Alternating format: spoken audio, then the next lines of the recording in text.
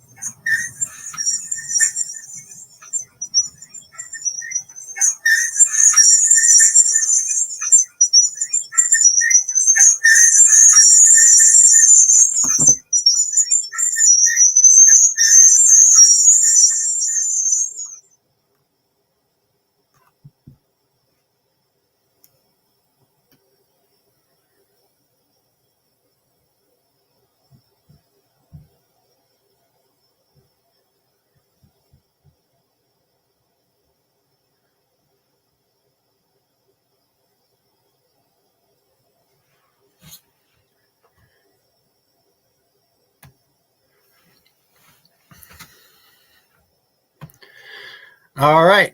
So I believe we are live. I'm not sure. I have tried this new setup tonight, and I'm pretty excited about how it looks so far. But let me see if I can. Oh, no way. This is awesome. Okay, so I can see my comments up here. Hello, M. Hello, Miss Wendy. Hello, Kelly. Man, this is exciting. I can't believe I have this thing going. So let me tell you guys something. Right now, I am streaming on YouTube. This is the first time I've ever streamed live on YouTube. My page is Beyond the Veil 2.0. I'll be sharing that on my page later. But also, I'm sharing on 2 other personal pages. I'm trying to get this algorithm going a little bit and have a way where if it's deleted off of one page, you'll be able to find it on the next. So if you haven't already, be sure to follow my page Beyond the Veil on Facebook if you're watching this on YouTube. I will be also getting a Rumble channel going here shortly, and I'll be sharing that as well. So if this is your first time ever seeing me on camera on some other platform, my name is Dustin Barr. I am a host of a page that is unveiling truth and uncovering a lot of lies that have been passed down through history. And also uncovering all these things aligning with scripture, which is really important. Okay. Tonight, I'm going to be deep diving into a topic that I've covered on my page quite a few times, but very rarely have I specifically highlighted this topic, and that is orphan trains. I'm not going to be looking just at orphan trains, but orphan trains is the center of focus for tonight. I say that because of this. If you've been following me for a while now, you will know that my page has been talking about a lot of things that have been controversial to a few people in the past, as far as like pastors and things of that sort. And one of those things being the millennial reign. I have covered the millennial reign and my point of view of the millennial reign of Christ several times on my page here in the last couple of months, but we're going to be touching on that a little bit tonight, and how orphan trains and the slavery days and all of those things could possibly tie into the millennial reign, and also where we are right now in what I believe is the short season of Satan being released. But we'll get into all that later. So if you're just jumping in and this is something that offends you already, just bear with me. We're going to touch into a whole lot of topics before we get to that one. But before I go, let me check in with some of our people over here in the chat. Jason, hello, man. It's so good to see you. Miss Wendy as well. It's so good to see you up here. And Miss Lisa, I do want to ask you guys, can you hear me okay? Is everything clear? Are you able to see these things? I'm really hoping you are. My name is not Josh. My name is Dustin Harmony. But anyway, hello, Cece. Just wanted to share with you guys tonight my point of view on what happened in the early America, what America is, what America was founded on, and how we got to where we are today. Okay, so this is going to be a lot. Now, this is going to be a redo of a lot of things that were talked about the other day. I made this video on Facebook, and in the matter of 30 minutes after posting it, it was already deleted, which is kind of why I really need you guys to go on and share this as quick as you can, because I need you to know that my page is being targeted by people that are wanting to delete my content, apparently, because every time I look, what's up, George? Every time I look left and right, my stuff's getting deleted randomly, things I have invested a lot of time and focus into. Also, my stuff is being so restricted that people are having to like search and dig just to find my page to get to these lives. So if you're up here and you're one of the 30 watching right now, congratulations. But please do me a favor and hit the like button or the share button or something right now just to get this going a little bit, because I only have 30 people up here. But anyway, back to what we're talking about tonight. Okay, so before I get going, I have to switch over to this. Okay, I want to make sure you guys can see what I see. I really hope you can. This is going to be a screen share, so I'm not sure if this system will also be able to share the volume and stuff, but I will be discussing all of these topics with you tonight as we go. So here we go. Let's jump on into the Orphan Trains. Okay. Orphan Train. Let's just look at what Wikipedia has to say about just Orphan Train. Like if you were just to get up here and you wanted to see what Orphan Train is, this is kind of where your rabbit hole would start, is you would just find out about the term. Okay, so follow along with me.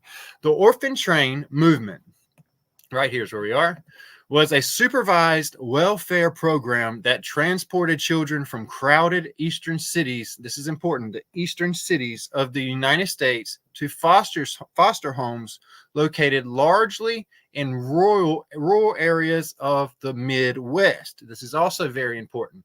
Okay, the Orphan Trains operated between 1854 and 1929, relocating from about 200,000 children. Okay, now this is a starting number. I want you to know this number is a fraction. This is a very small proportion of what was really done, and we're going to get into some bigger numbers here in a little bit. But right now, in just this little bit of time, here's what we've covered. Orphan Trains was a movement of taking orphans and moving them from the eastern coast all the way across to the Midwest and western side of the United States between 1854 and 1929 is what this starts off saying. However, I'm going to show you where this movement went back even further. Okay, this is just a peek into it. Okay, the co-founders of the Orphan Train movement claimed that these children were orphaned, abandoned, abused, or homeless. But this was not always true. They were mostly the children of new immigrants and the children of the poor and destitute families living in these cities. Criticisms of the program include ineffective screening of caretakers, insufficient follow-ups on placements, and that many children were used as strictly slave farm laborers, which is important as well. Okay. Now, I say it's important because of this. Most of the time, if people are thinking about the orphan trains and kind of things that have been tossed around on the internet, they think there was just all like bad stuff for every single child. I do want you to know that some of these children did get to good homes and their families actually loved them and they took care of them and raised them to be civilized individuals. Okay, modern homes, just classic families. Some of these children went to really horrible homes that practiced witchcraft and needed children. They would buy them and do what they wanted to with them. Okay, these orphan trains didn't just hand children to one specific group. They were trying to get to repopulate the United States with these children. Okay, with this movement. Now, some of these you see are farm laborers. Some of them also, fast forward to 1929 and forward, were put into Hollywood. Okay. Why? Well, to be entertainers and to push certain agendas. Okay. These agendas that were being pushed are things that you'd see on especially Little Rascals and early TV industry. When I say that, I'm talking about like your silent picture movies and things like that, which we'll talk about later on. Okay. But these orphan trains here were really, really, really, really important. Okay. They were known for bringing in children, okay, from one location to another. But when it says up here, the eastern side, the eastern cities, the biggest city known for this movement was not Washington, D.C., was New York City, okay, the harbor, Okay, that's why she's considered the mother of abominations, and she's the harbor to all the people of the earth. Okay, and I'm referring to Lady Liberty herself in New York City. Okay, she was the harbor of taking in these children. It didn't mean that all these children came from parents that were living in New York City, like it was just strictly New York City moms and dads having babies and giving them away or putting them at Catholic church doorsteps and things of that sort. No, they were actually being shipped in and brought in as well. And I say as well because, yes, they were also, brought down from, and I say that because of this. Look, this is my main thing I want you to focus on. When the movement started, okay, it was still part of the Roman Catholic Church. This is why the Roman Catholic churches, the nuns and all those things, are known for bringing up orphans in the Catholic Church. They would be shelters for these children. This is why in movies they would always picture people dropping off these children, dropping off these little orphans, abandoning them at the front doorstep of a Catholic church, and then you got this nun coming to the door and takes them in and raising them. Okay, yes, sure, that's how some of the children came, but some of them children came from other ways. Okay, from like overseas. You'll learn that a lot of these children that were brought in here in a little bit were from Norway and Scandinavia, okay, which is really, really important if you've been following my page lately as far as knowing about origin of races, and also kind of a whole thing with Vril society and all these other things I've touched on. And I don't want to spew too much out right now for new listeners, okay? I want us to focus right now on these orphan trains and this movement of bringing in kids from the cities and from overseas into New York and spreading them across the United States. That's what we're focusing on right now. Why were they doing that? Why was there this need of repopulation with children? Did it go back further than that? Let's look a little further into the orphan trains, okay? Let's look here, okay? Orphan trains brought homeless New York City children to work on farms out west. And this is found on the history site here, okay? Let's see what this says. Begging, blacking boots, dodging angry, drunken adults, living on the street, the 35 children who gathered at New York Children's Aid Society in 1880 all had stories of deprivation and abuse to tell. Now, I want to stop. This right here is pointing out a type of orphan that was brought in, okay? And I want you to see this word here, New York's Children's Aid Society. And I shared this the other day with some people that were watching the first version of this video before it got deleted. Where have you seen a Children's Aid Society as a kid growing up on TV? Well, I don't know if you remember, but there was the Rescuers, and the Rescuers down under, and it was about these mice that would go out and save these orphans. In one movie, it was this blonde-haired, blue-eyed little girl who ran away from her orphan home, and she got captured and taken in and put into slave labor to find this jewel that was buried beneath the heart of the earth that was supposed to bring something back, okay, and bring fortune to this lady. And there was also, on the next one, the Rescuers Down Under, these mice went to rescue this other blonde-haired, blue-eyed orphan, okay, that came in, and it was a whole nother thing. But the organization right there in plain sight was the Rescue Aid Society, and they would go out and rescue orphans and take them in and put them in new homes in the United States, which is exactly what we're talking about here, and the way that Disney and all those things like to put that stuff kind of in plain sight, okay? And you see it kind of all throughout the place. But this is what they're trying to get you to picture here is these children that were, taken in by drunken adults. Parents didn't want them. And by the New York Children's Aid Society in 1880, all had stories of deprivation and abuse to tell. Now, their ragged clothes had been stripped from them and replaced with sturdy new clothing and coats by aid workers. It was time for a long journey west. See, they start the movement out. No mother's tears were shed over the departing waifs, wrote a reporter from the New York Daily Tribune.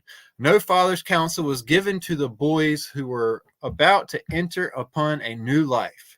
That new life awaited them in Iowa, where they would arrive after 5 days long trip and swept swept them from urban New York to rural Midwest. Therefore, the Children's Aid Society workers hoped they would be adopted by families and put to work in fields on farms. This is just talking about that movement as kind of the information you are given. Okay. But here's where this other part comes in. Okay. They were part of what is known as the Orphan Train movement, a sweeping attempt to protect homeless, poor, and orphan children in a time before social warfare or foster care. Social welfare, I said warfare, it should be warfare, welfare or foster care. Organized by reformers in the Eastern United States, the program swept children westward in an attempt to both remove them from the squalor and poverty of the city and help provide labor for farms out west between 1854 and 1929. Up to 200,000 children were placed on the trains and adopted by new families. Okay, so that's just kind of touching base on, once again, what the History Channel's view of what this orphan train movement was. So now let's look a little further. Okay, here's where I want you to start really digging and using your heads a little bit. Let me see if there was any questions so far. Whoa, okay, hold on one sec. Woohoo! Hello, everybody. Hello from Georgia as well. Okay, Nicole and George and Cato and Kimberly and Harmony. Miss Wendy, thank you. Okay, hello, Tracy. And Miss Lori. Okay, so yes, now we're getting into something. The immigration children is my first focal point for tonight, okay? I need everybody to focus, and I want you to really just consider, like, maybe the orphan train thing hasn't stopped, okay? Maybe it's just not using trains anymore, okay? Think about the border crisis and what's going on over there right now. Also, I need you to think about this. Why in the world was there a need? And I said this earlier, but I want to make sure this is always at the forefront of your mind tonight. Why was there always this need to repopulate the United States? Why was it unpopulated? Why was it not populated? What happened in the United States for it to not be populated and to need to be repopulated with children? This is important, okay? Because I've been covering a lot of cover-ups. I've been uncovering a lot of cover-ups that's been happening. One of those being really is Tartaria. Tartaria is one of the most obvious cover-ups in the history of the world, that for somehow it went through this whole like huge gap of time where people ignored the fact that these huge buildings were popped up all over the place that did not match that time period whatsoever. And yet today people are awakened to, whoa, this does not fit in here. Something happened here. You'll see buildings that are buried up to like 2-story windows in mud, just like completely just submerged, big cathedrals and things of that sort. You'll see it all over the place. You're like, what in the world? And you'll see these things with copper tops and these green tops to these buildings, and they've got the mercury balls on them with the spear sticking up. And you're like, why has it got this? What is this magic? And you just keep looking and looking. You're like, man, something was off in history. And you notice that it's imprinted all throughout the world. You're like, man, you see Rome from left to right. You see that Washington, D.C. matches a lot of stuff in the Vatican. And both of those match a lot of things in Egypt. And then everything matches a lot of stuff in Egypt. And you're like, why is it just, what's going on? What was hidden in history?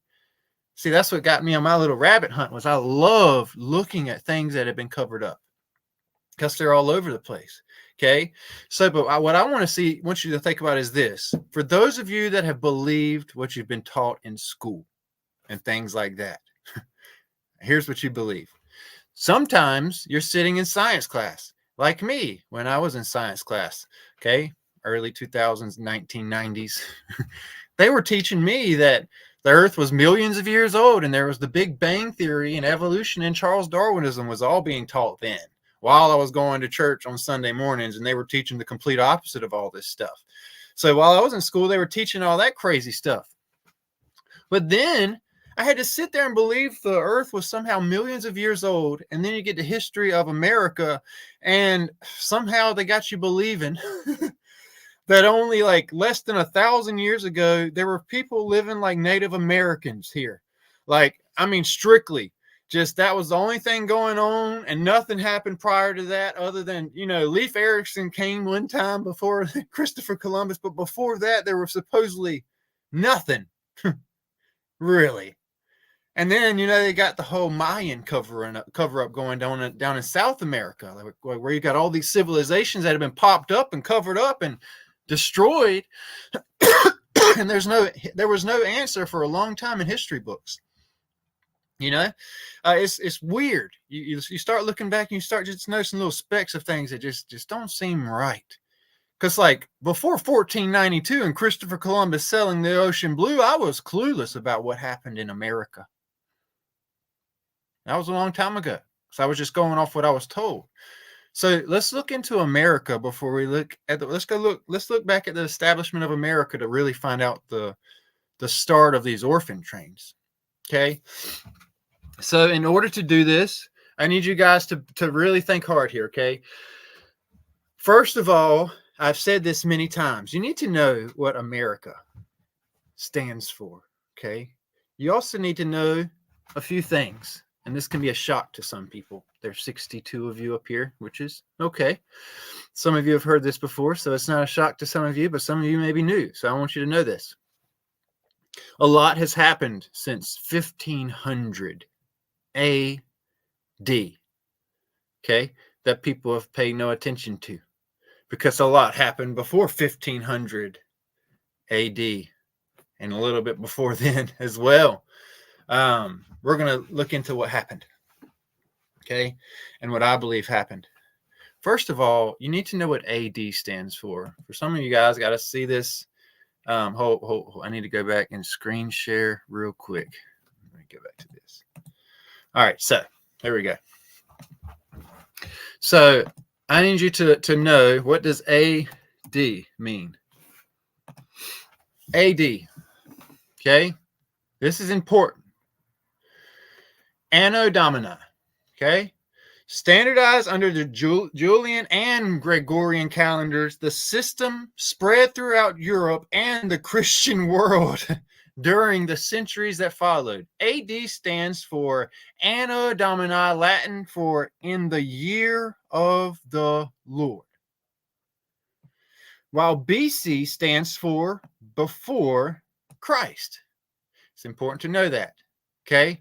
Now, I need you to think hard, because this has gone over so many people's heads way too many times. You're also taught that Christ was born at 3 BC. That's what they told you. 3 BC, they told you he was born in 3 BC. Christ was born 3 before Christ. Okay? And then they tell you that he died at 30 AD. Okay? So that means the year of the Lord didn't start at either his birth, or the year of the Lord didn't even start at his death. According to their baloney, the year of the Lord started at his 3rd year of his birth, when he was in his 3rd year of age, when he was 3 years old. Apparently, was the start of AD, year of the Lord. And he got rid of BC, before Christ. When Christ was born, apparently Christ was born before Christ. See, all that's baloney. You need to understand who you've been handed those lies from. Freemasons, and the Roman Catholic Church, and the Romans, and the Egyptians, who are now the American congressmen, and also the Vatican. All of those people have handed you a bunch of baloney. See, the year of the Lord was the year that Christ became Christ, and the year that Christ became Lord. When did he become Lord? What does one have to do to become Lord? Well, authority has to be given unto him. In order to become a Lord and King and ruler, you have to be given authority. When did that happen? Did it happen at his birth? Of course not. Of course it didn't happen at his birth. It didn't say Christ came into the world, already died for our sins and sacrificed, and is sitting at the right hand of the Father. Nope, he didn't come into the world like that. He came into the world, okay? He came into the world as a child and lived a life and all these things, and then he died, and then he became Lord. That's when he became Lord, when he said it. You remember? See, so much happened at his death, a lot that everybody overlooks. He became Lord when this happened. He was on the cross, okay? He's hanging up there. All of a sudden, it's time. He looks up, he says, Eli, Eli, lama sabachthani, which means my God, my God. Yeshua said this. Yeshua said it to his Father, his God, our God, the Father, the Most High. Yeshua said this. My God, my Father, why have you forsaken me? Why have you left me? Well, we know why, because he took on our sin. And see, when you take on the sin, something had to happen. Our God's a holy God, and he does not take on sin as far as he don't surround himself with sin. His son came into the world to take on sin. Okay. And when he took on sin, his father had to leave. He also had to leave the temple. That's why the veil was rent in two from top to bottom. The Father had to get out of there. The Most High had to get out of there. His Son took on the sin of the world. Okay. And when he did that, that's an important movement in history. Okay. That's when he said, it is finished. Okay. And he gave up the ghost. What was finished? His plan of salvation. He took on the sin of the world and died. A lot happened in that twinkling of an eye. And see, when he died and he gave up the ghost, it said a lot of things happened that a lot of your preachers never bring up in church. And a lot of the Easter drama teachers that are putting on their plays and their skits, they leave out of their skits. And also the Passion of the Christ, he left out of his whole movie. And I guarantee you the Chosen's not going to show this part of the resurrection story. But I do know this. The Word of God says this. There was thunderings, there was lightnings, there was earthquakes. Tombs were ripped open, and the saints came out of their graves and entered into that great holy city, appearing unto many. Did you know that? It's right there in Matthew chapter 27. Read it for yourself. That's a pretty big deal that some saints came out of their graves. Now, I wonder if he only means like the fresh saints. Maybe he's talking about the ones that have only died recently that aren't like corpsey. Because think about it, it'd be kind of traumatic if it was just bones coming out of the ground. Or like, what about the people that were like burned to death?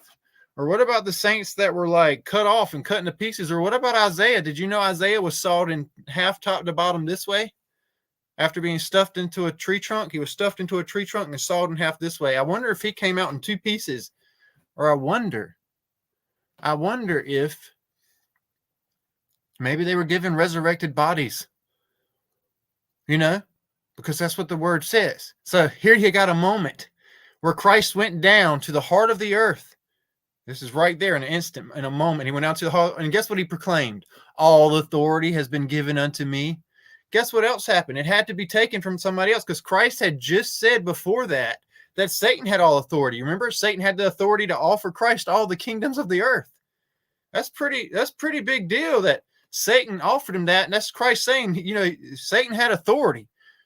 But when Christ died, he took the authority from Satan and he bound Satan. He didn't specifically do it. Actually, it was Michael that came down and bounded him, just as Revelation 20 says. Revelation 20 says a shout will be given up. Michael will come down with the chains and bind Satan, Azazel, that great dragon, for 1,000 years. Now notice, he didn't say bind him for forever, and he didn't say Christ would reign forever. This is important. He said Christ would reign for 1,000 years and Satan would be released again after that 1,000 years. Revelation chapter 20, right there. Go find it. Revelation chapter 20 says after the 1,000 years, Satan must be set loose again to go out and stir up the nations again. That's like what's going on right now. Stir up the nations, Gog and Magog, and start wars and rumors of wars and build up a whole kingdom and empire and Antichrist, everything. That takes a period of time. That's a short season. All that takes place after the listed 1,000-year reign with the saints. Okay? And then it says there will be those who will not be given life until after the 1,000 years. Well, we're after the 1,000 years. That's us. It says also there will be those. And what is Satan doing? Remember, Satan is set out again to surround the body again, to surround the people, meaning there's people. There's his people in that time period right there. It's important to know that. And then guess what? It says in that time when Christ comes back as a lion, he comes back and then New Jerusalem's back brought down and then he reigns forever. There's a difference in the forever reign and the 1,000-year reign. There's a difference in the first resurrection and the final resurrection. There's a difference in heaven and hell. There's a difference in those things. There's a difference in the third heaven and then the one that comes down, New Jerusalem. Okay? We're in the short season. And this right here is proof of it, because guess what? Now I have to prove that Satan was set loose for a short time. And here we are at the Orphan Trains. Guess what happened? Here's what I believe. I believe September 11th, 1 year of the Lord, was the year and the day that Christ died. This is important. I believe Christ died September 11th, 1 year of the Lord. The year he became Lord, the moment he became Lord. September 11th, 1 AD. And I believe 1001 AD, Satan was set loose for a short time to stir up the nations one more time for battle. The great battle of Gog and Magog and everything else that we're in today. And guess what? I believe at 1001 AD, I believe this happened. I believe that great Euphrates River that I've pointed out many times on my channel that separated California from the rest of the United States, with the 4 great mountains bound in between. I believe it dried up and it released those 4 big giants, and they consumed 1/3 of the land, which is why if you look at the United States of America as a map, you'll notice that 1/3 of the United States is a dry and desolate place. It's exactly what you see here. Okay. Now, if something like that happened in a biblically a prophecy from the Bible says that titans or these things would come up and consume 1/3 of the people, that's a lot of people. Well, that would be a need for a great reset. You need to understand this. So why else wouldn't there be? So now think about this. If 1001 AD, 1001 year of the Lord, there was a massacre of millions of people, 1/3 of the population. Wouldn't that be the perfect opportunity to bring in different races? Because here's another thing I have to remember. If 1/3 of the population was wiped out, it said also that a remnant would be left behind. Well, it's strange.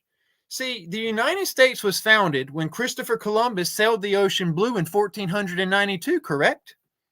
Now, let's look at some things together tonight. If you look here, it says the Americas, right? Americas, all this Americas, okay? All this Americas, North and South, Canada included, Americas here, okay? Let's look at some things about America. Actually, let's read a little bit right here about the New World, okay? It's important you guys understand that they called this place the New World during this repopulation period. Hey, it was time to make a new world order. This is why on the back of your dollar bills, you see the New World Order. You see pyramids, you see Egypt, you see all these things on our dollar bill, the American dollar. Okay, why? Why is America called the New World? Was there a great reset of them having to establish a new world over here? What happened? Well, let's look. Okay. The Americas, sometimes collectively called America, are a landmass comprising the totality of North and South America. The Americas make up most of the land in Earth's western hemisphere and comprise the New World, which is right here, what we're talking about. Along with I don't want to read all this. I want to get down here. This is important, okay? Humans first settled in America. This is crazy here, okay? The humans first settled in Americas from Asia between 20,000 and 16,000 years ago. It's baloney, okay? Let's go a little further though. A second migration of Nadine speakers followed later from Asia, okay? But here's where I want to get at. The subsequent migration of Inuit into the Neo-Arctic around, here we go, 3500 BCE completed what is generally regarded as the settlement by the indigenous people of America. Here's where I'm getting at today. They believe that the indigenous people, these people, the Native Americans that we know as the Native Americans, okay, came to be in 3500 BCE.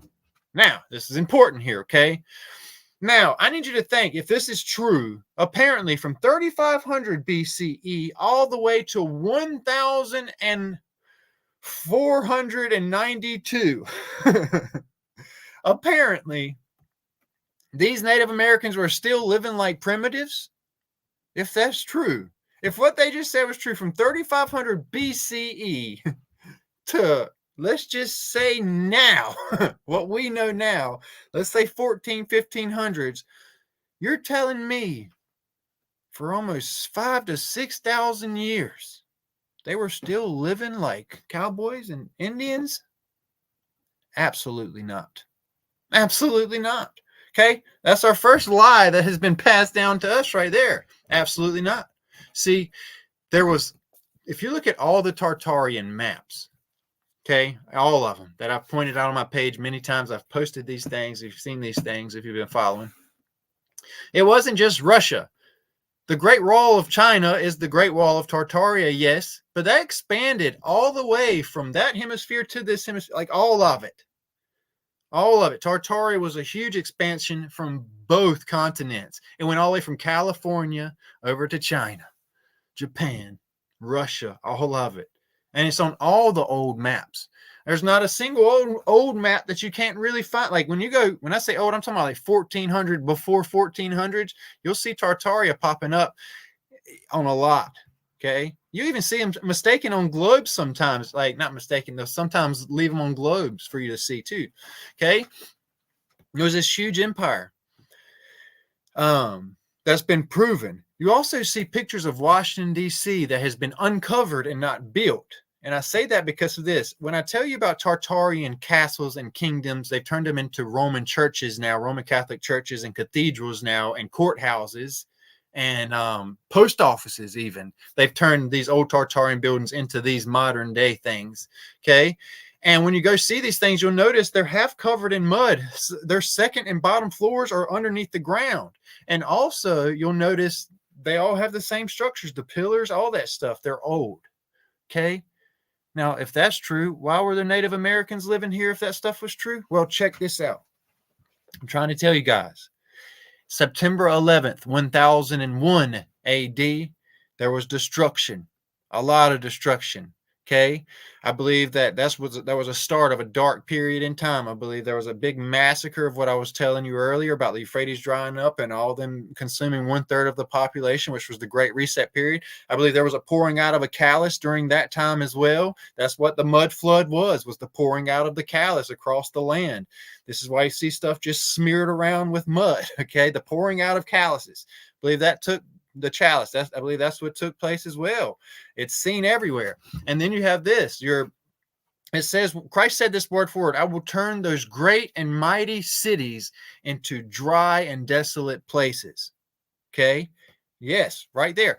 Wendy, I see you down there talking about the Dark Ages. Absolutely. See, the Dark Ages is the lie. That is the cover-up. You know when the Dark Ages goes from? It goes from about 500 AD to 1500 AD. They have 1,000 years worth of Dark Ages there that they don't want to talk about. Okay? Now, during this time as well, there was also plagues and sicknesses and diseases poured out on the land as well, documented right there in the United States, massacres going on. So, because of this taking place, they needed to repopulate the New World, America. Now, where does the word America come from? Do you know? They'll tell you it was named after some crazy person, but that's a lie. America is named off of what? Ameru or Qatari, okay? And this is the feathered serpent or dragon, okay? Otherwise known as Quetzalcoatl, okay? Or what better known as even more Quetzalcoatlus. This looks a lot like a big old stork, doesn't it? This is going to be a crazy topic, some mind-blowing stuff for you guys tonight. This is the Quetzalcoatlus, and we're going to talk about why this looks like a big old giant stork. I need you to understand how huge this thing is, supposedly. How big this thing is. It's so huge. That's a person, but this is supposedly, okay? But I need you to know what they're trying to point out here with this big old stork-looking thing, okay? And why it's called Quetzalcoatl, okay? First of all, let's look up who Quetzalcoatl is, okay? Let's up. Quetzalcoatl, just regular Quetzalcoatl. Okay, this is what America is named off of after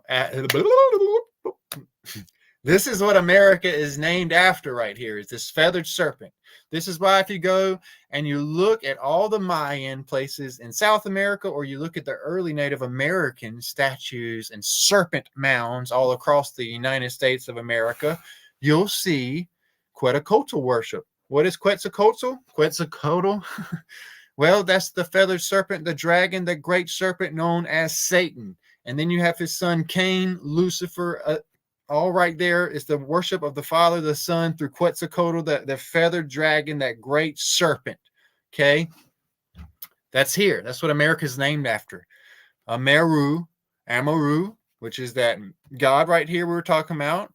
And then Ka, right here, Katari, America. That's where our land is named after.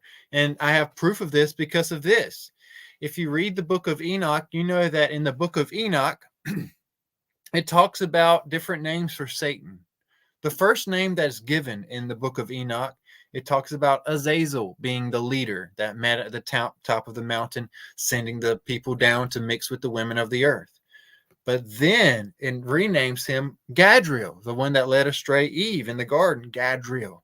Okay, that's because there's technically seven Satans, or no, there's 6 Satans. Okay, one of those, and I say that because they're the different spirits of Satan, the different names of Satan, the different forms of Satan that he takes. Azazel, Gadriel, Satan, Ra. Ra is another form of this. The falcon, okay, that you see all in Egypt, the all-seeing eye of Ra. Ra is another form, okay. Then you have Zeus. That's his human form, is Zeus. Zeus and Hercules. Then you have Ra and Osiris. That's Satan and Cain. Okay, and then you have actual Satan and Cain himself. All of these are different sides of him. But the one I want you to think about is Gadriel. Do you know now Gadriel being another name for the feathered serpent, the dragon, is really important because what was our first flag of the United States of America? Well, it was the Gad's Den flag. I say this because of this. Eden, this is crazy. Eve in Aramaic means snake. This is basic stuff. Look into that stuff yourself if you don't believe me. Eve means snake in Aramaic, which is kind of crazy, okay? Being that the women that had sex with the fallen angels were turned into mermaids, which is not half fish. Technically, it's half serpent because there's water snakes. Snakes have scales as well and have the tail as well. They became half women, half snakes, which is crazy. Eden is like the mother of the den, okay? Eve's den was changed to Gad's den. Gad being Gadriel's den. Gad's den. The Gad's Den flag is right here. This is the Gad's Den flag. Now, if we know about Satan and how he likes to represent his son, okay, Cain, it's important to understand about the Tower of Babel. The Tower of Babel ascended to the heavens, okay? It was the spiral that ascended to the heavens. We also know that Satan is also referred to as that great serpent, that dragon. And then we know about Lucifer trying to ascend to the heavens as well. Well, this right here is a very important flag. This was our flag, the first flag of the United States, Satan's Den flag. When Satan was set loose for a short time, they named our first flag after him, Gad's Den flag. This is the land of the feathered serpent. Don't tread on me. But do you know when this flag was established? Well, this flag was established when the 13 colonies united together at the start of the Revolutionary War. And it had a long history of political symbol in America. Now, this is really, really important, this here. The rattlesnake was a symbol of the unity of the 13 colonies at the start of the Revolutionary War. Where have we seen this before? Let me see here.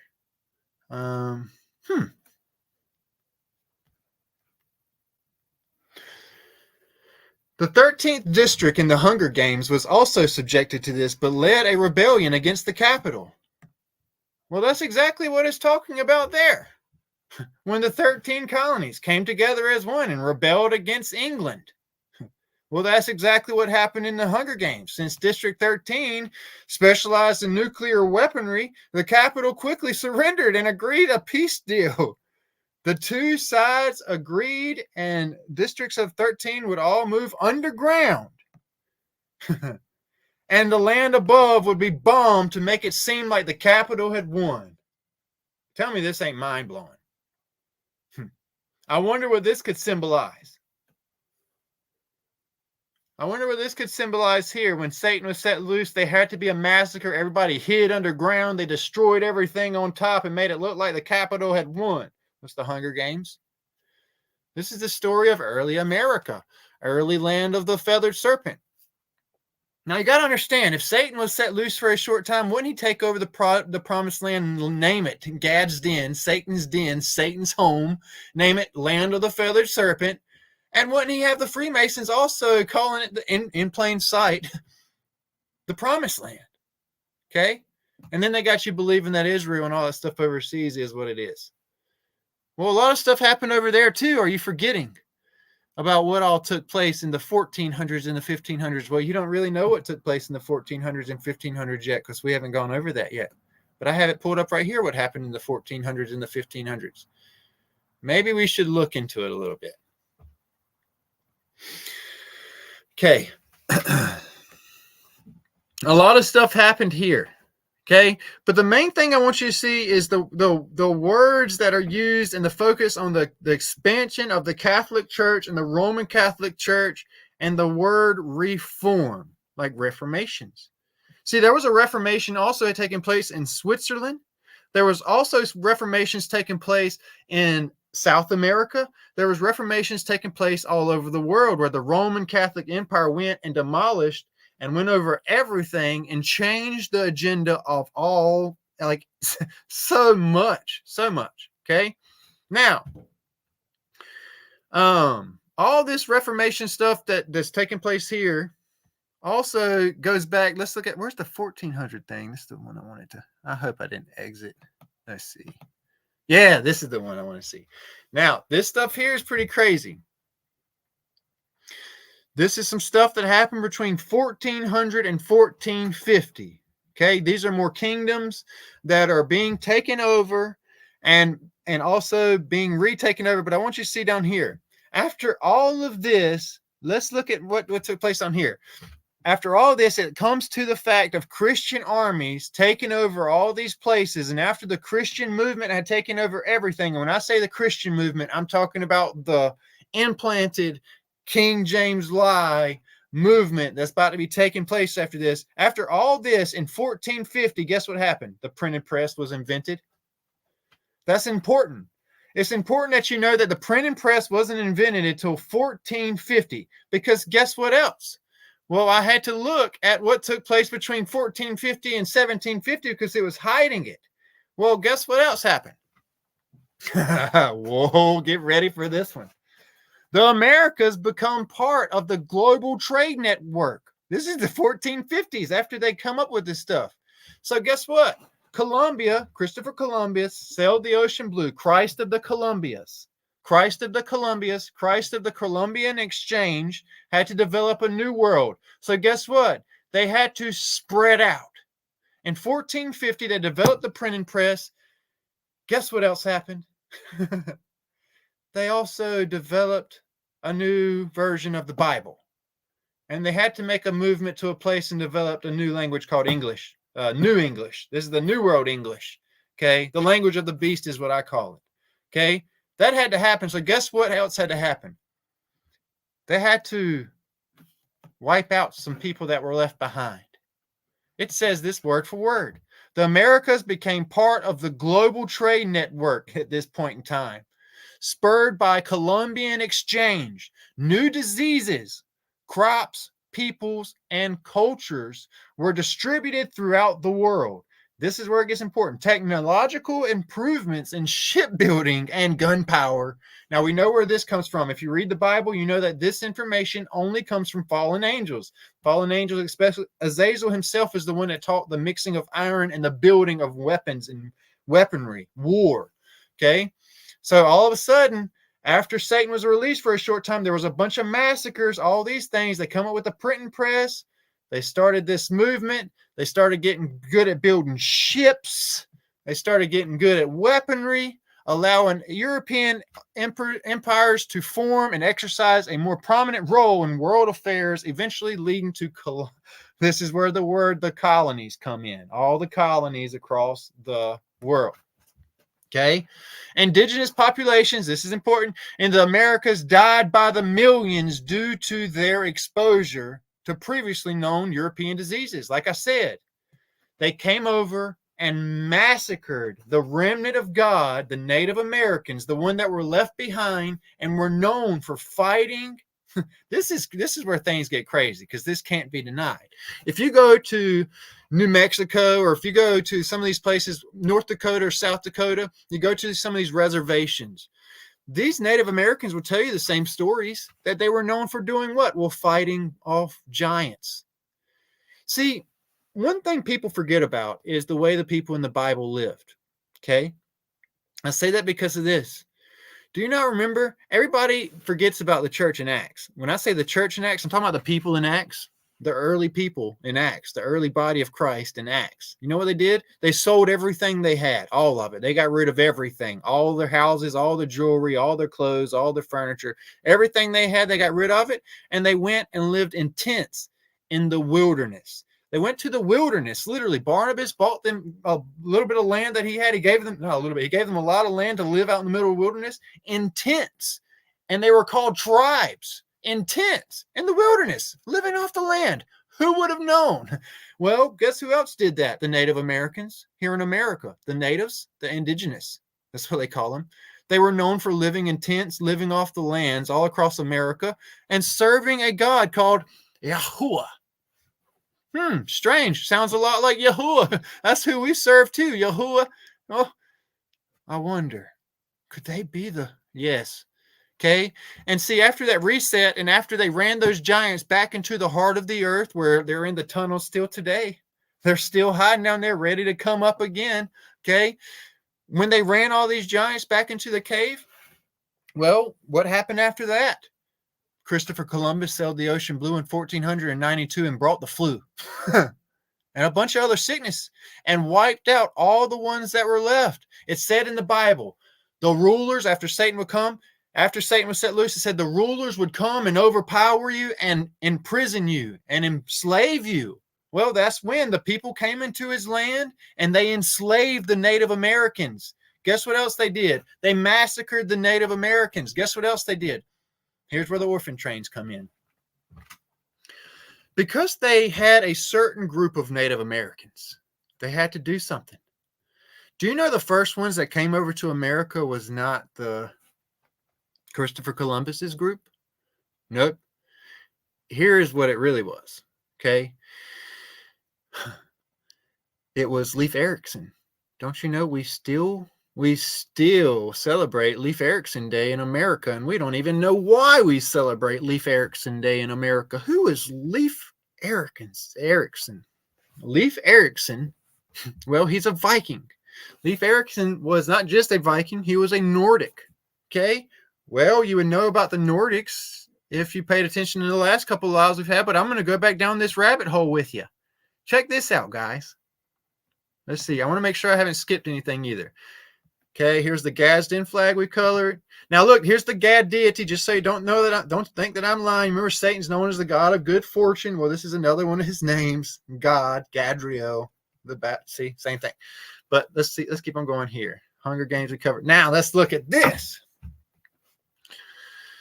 Check this out. Have you ever heard of the Nordic aliens? Well, today you're going to.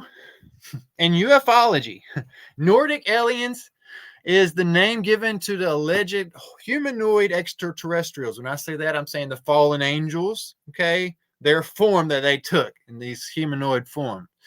Purported to come from the Pleiades, who resembled Nordic Scandinavians. Why did they say this? Well, that's because Scandinavians were known for having the bright eyes, bright hair, bright eyes, fair skin. Blonde hair, blue eyes. Just like you see the Vikings from Nordic, okay? All that Viking race, all that Viking stuff, okay, is all based on this. The Nordic race is older than any other. This is important, okay? If you look up blonde hair, blue eyes, where it came from, blonde hair, blue eyes originated in the Nordic, Norwegian, Swedish area and spread from there. It's 12,000-year-old race. And right now, it is a 0.02% of you being, when I say blonde hair, blue eyes, I'm talking about like elf. Elf blonde hair, blue eyes, okay? Glowing.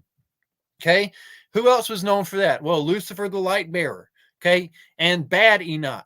There was Enoch the seventh from Adam, but then there was Enoch, Cain's son, Enoch. And it said when he was born, he was known for having the bright eyes, bright hair, okay, glowing, white locks, bright eyes, okay, and fair, bright skin.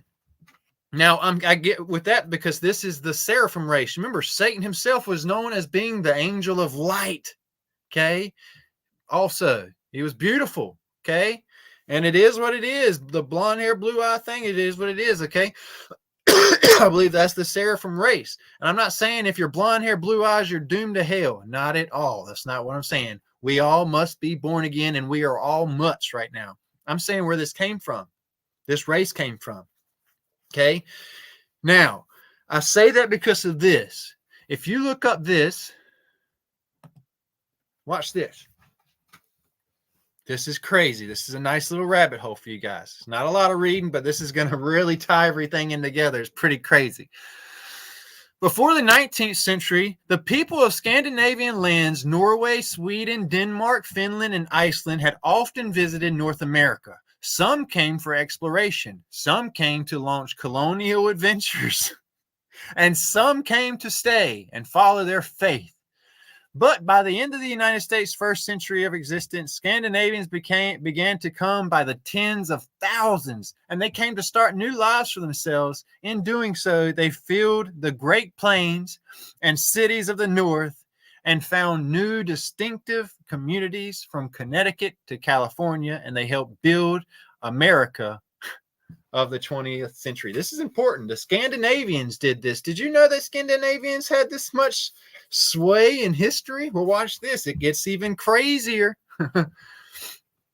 Travelers from Scandinavia first set foot in the Western Hemisphere more than 1,000 years ago. Well, that's before Christopher Columbus. Let's look.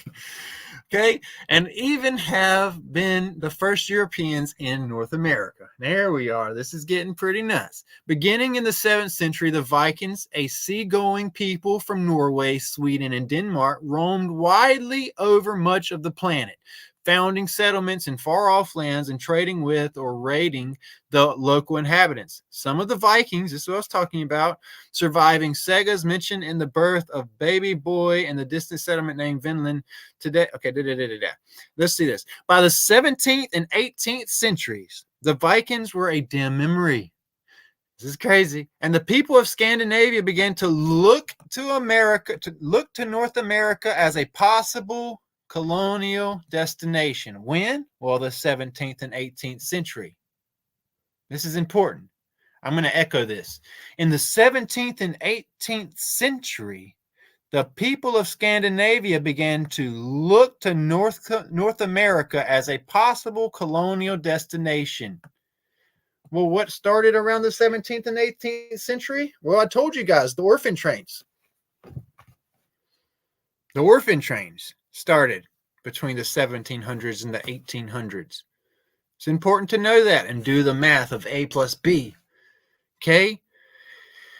Who else was obsessed with blonde hair, blue-eyed, perfect race moving over to America eventually? Hitler was obsessed with the blonde hair, blue-eyed, perfect race of Norwegian, Nordic aliens, race of fallen angels moving into America, Project Paperclip. Okay? So, I need you to understand this. There was the Great Reset. The Native Americans were left behind. There was a lot of disaster. Okay? Now they had to repopulate and run God's people out of there. So what do? It's important to understand what took place in 1501. They brought in the slaves from Africa. Do you know what that does when they do that? It causes racism. Do you know why it causes racism? Because it does this, and this is important. you have America that has been completely smashed, and like only a certain group has been left behind because of this massive reset.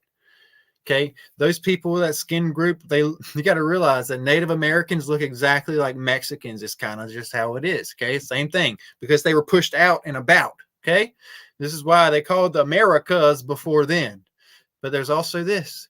Okay, you had this group left over, so they went to the Caucasian Mountains. Is where a lot of this headquarters started. Okay, but then it changed. Okay, the Caucasian Mountains was the start of what I believe was the Cabbage Patch system, what we're going to be getting to in a little bit.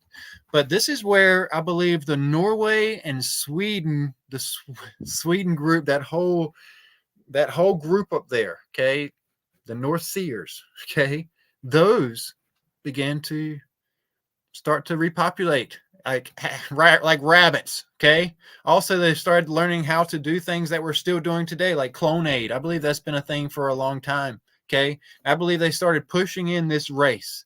Okay, I believe the Caucasian movement started, and that's what I'm saying, this movement of ships all started at the same time. That's what I was just pointing out to you in history, this building of ships and moving into the seas and all this stuff. All of that started around the same time. Okay, they started bringing in shiploads of babies into the New York harbor. Do you know what else they brought into the New York harbor? Shiploads of African Americans. Okay. Now, what that does is you have an all really dark race and then an all white race, and the Native Americans in between, they called mutts. So they would category with whatever they wanted them to. Okay. You need to understand that. And this is why most of them were massacred out and put into slavery. And also, they used the Caucasians, because you got to understand what this does. Got to look back in history. It is what it is. I am nowhere near, I'm nothing race. There's nothing on a racist bone in my body. Okay. But if you look at history and our presidents all throughout history, you'll see why the Caucasian train was brought in and why the Caucasians had to take over and enslave the Native Americans and the African Americans. You'll see exactly why that had to happen. That's why we're in the situation we are today with the racism and everything else that has been established here in America, the land of the feathered serpent. Okay. So what I'm getting at is this: there's so much evidence of the Great Reset here. Now there's billions of evidence as far as like orphan trains, because we're going to get into the orphan trains here also. Hold on one sec. I got some videos I want to show you guys on the orphan trains. But I want you guys to understand, okay? The first question I asked you at the beginning of this should be answered by now. I said, why was there a need to repopulate America? Now we have found out that there's been two different systems of races brought into America. Then we've got to think about this. Why is America called the melting pot, where you take all the metals and things of the earth and bring them all together in one pot? Why is this the place where everybody's trying to escape religious persecution? Okay. We've covered so much of the fact that America is the promised land of the Bible, and the Israel that's only 75 years overseas is all set up as a big lie and distraction to bring in what we're stepping into this year. Okay. So let's look a little further here. Okay. Okay. Now, it's important to know this too. This Aryan race, okay, is exactly where the Antichrist has to come from. And I wanted to throw that in here too, because you got to understand, if the Antichrist had to come from that side of the world into America, it would also explain why they had to bring in this blonde hair, blue-eyed race into America. Well, the Antichrist had to rise from an Aryan race and into this land. Okay, it's important to know that stuff. Okay, so all those questions should have already been answered by now. But let's look a little bit further here, okay? I want you guys to look at this guy's channel when you get a chance to look at some Orphan Train stuff. His picture's kind of weird here. But this guy's got some crazy stuff on what we're talking about next, including Cabbage Patch cloning, okay? I'm going to share with you guys some crazy stuff here in this next topic right now. What are the Cabbage Patch Kids? Okay, and why are the Little Rascals brought up tonight? Well, first, let's look at the Little Rascals. So that's the easier route, okay? I'm hoping this will not get me any type of copyright stuff, because I've got it downloaded. I paid for the premium thing, and I'm going to fast forward it for you guys. So I'm just going to show you some clips here of what I'm talking about. Okay, hold on one sec. Let me put this in fast forward mode. And then it should be okay. I really hope this don't get me kicked off here, but let's see. All right. This one, this gets crazy. In this series, the Little Rascals, okay, are in their hometown. This is one of their openings with this one. They're in their hometown, and the train comes into town, and this is the orphan train that's coming through town. Well, 5 or 6 of the little kids sneak off the orphan train, and they go and they meet up with the Little Rascals. And when they meet the Little Rascals, they make the orphan train sound amazing. They're like, oh, there's games, there's treats, there's all kinds of cool things that go on up there. They serve you food all these times a day, and da da da da da da. We just have to switch clothes. You can come on up here, and we can switch places. So they do it, and then they get on the train, and it's so much mess. But what I want you to do is focus on Freemasonry and some things that go on with that. All right, here's the chat. This is called Choo Choo. This one, this episode here. That's Spanky.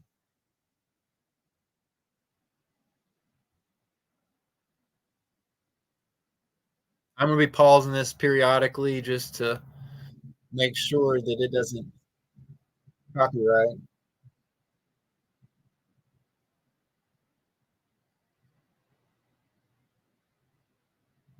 All right, these are the children on the orphan trains. This is where I was getting at as well. This is where your nuns and nannies and all this stuff come in, and also Mary Poppins.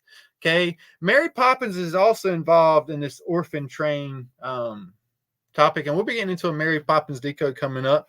But this is what this represents here with these children on the train with the women taking care of them, and then the man is out doing the other business part of it. But little do they know, they got some kids that are missing from the train and in the city.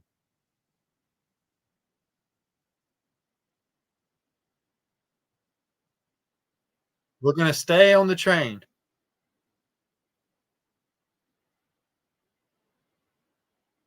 He said, we get whipped anyway.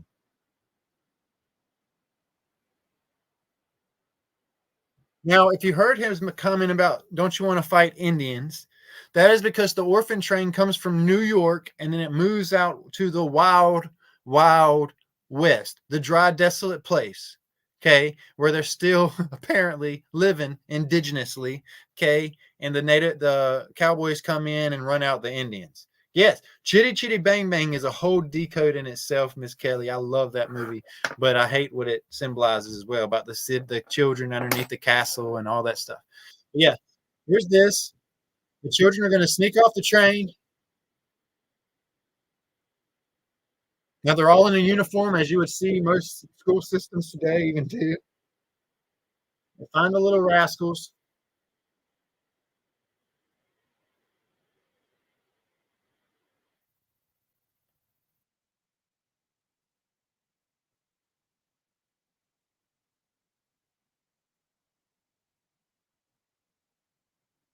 All right, so on this part here, um, on this part here, like I say, they're trying to. I don't want to play too much of this and get in any type of kicked off, but they're talking about the exchange that needs to happen.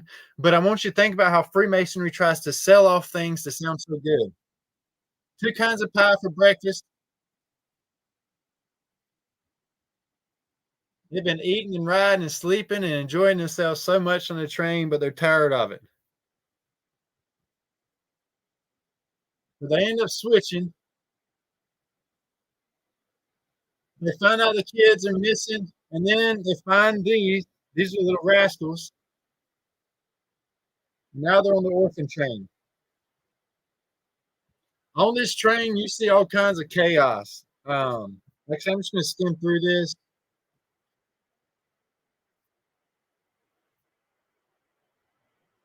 But yeah, this is the orphan train. This is them caught up there. I really, yeah. So they stay the night up here. They got their beds. They got everything on the orphan train. This is the episode I want you guys to kind of go watch yourself. Like I said, I don't want to get any type of copyright trouble tonight, but I wanted to show you that one as an opening to another one. Let's see. Now let's look at this. This is one a lot of you guys have seen many times. Okay. And this little rascals here, they're entering into the He-Man Woman Haters Club. Okay. Um, this club is set up just like the Freemason temples. Okay, they got your altar at the front for the Mason to go up behind, and they got your checkerboard symbolism all throughout here. Right here, you have to have a sign to enter into these organizations, this He-Man Woman Hater Club organization. So when you enter in, you have to hold up your high sign. Okay, this is where Freemasonry gets all their signs: the way they handshake, the way they grip. They're called grips. All of those hand symbolism, everything you see with the Illuminati and the covering of the eyes, all of those things are hand symbolism that's pointed out right here. In order to enter this club, you have to know the sign.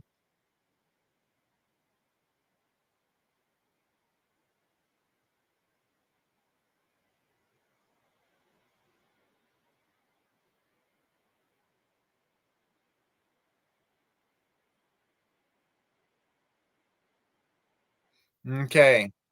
Once they're in here, all right, this is where the meeting starts. Now, I believe this is a symbolism of Barack Obama. I've covered this a few times before. This is a symbolism of Barack Obama and Donald Trump at the heads of these meetings. You'll see the same symbolism in Hey Arnold with Hey Arnold and Gerald standing there with his number 33 on his shirt. And you'll see kind of that reflection of the dark and light is what I believe they are. I believe Barack Obama was the abomination of desolation. I say that abomination. His name changed to Barack Obama, but he was the abomination of desolation that was lifted up, okay, before the coming of the Antichrist, the last trump that sounds, the last trump of Babylon, Donald Trump. I believe that this is the dark side and Donald Trump is the light side that looks like the hero to everybody in America right now and has everybody so deceived severely. Okay, I believe he's the dark and the light, and you see that here with this meeting. But let's keep on going.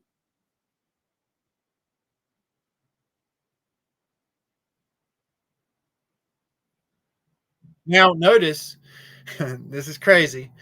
The leader of this is called Spanky. Well, if you know about Freemasonry and you know about sororities and all of those things, you know about spankings. And the leader of these organizations is the one that has the paddle and does the spanking. Well, this is Spanky.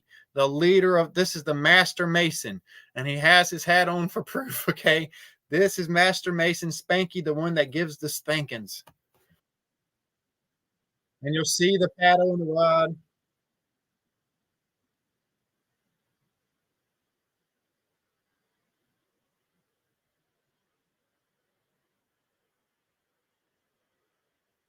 Now they're doing their.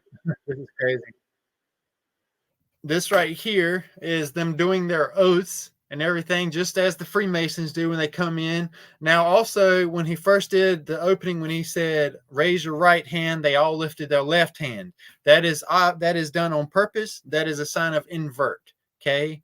That is everything that Satan and Lucifer is all about is the inversion, the perversion of things, the left to the rights to the lefts. Okay. They're doing their oaths here.